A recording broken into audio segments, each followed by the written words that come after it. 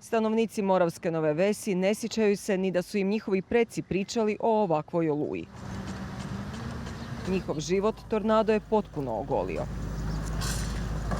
Zvuk koji znači nadu. Treći dan od tornada većina krovova je zaštićena najlonom. Odvozi se građevinski otpad i dijelovi stabala.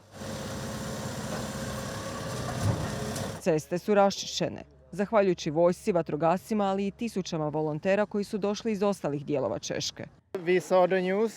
Vidjeli smo vesti i informacije u medijima. Pomislili smo da bi bilo dobro da dođemo ovdje i pomognemo drugim ljudima. Bili smo kod jednog čovjeka, raščišćavali smo njegovo, a zatim prešli u susjedno dvorište. Sad idemo u drugu kuću.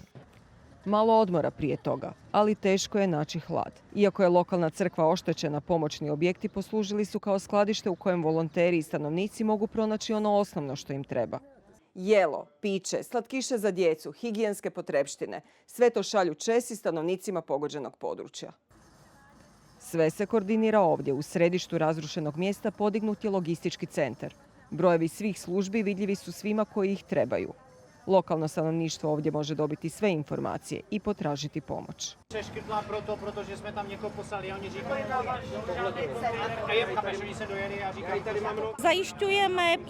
Pomažemo lokalnom stanovništvu sa odvozom građevinskog otpada od njihovih domova na deponije.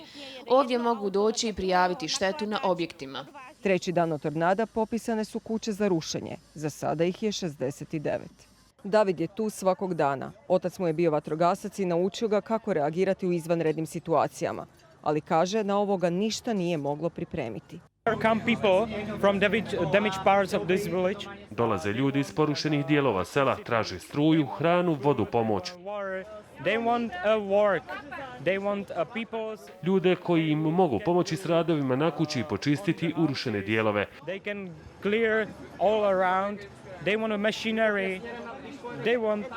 Traže dopremanje mašina, ostavljaju svoje kontakte, kao sad, izvinjavam se.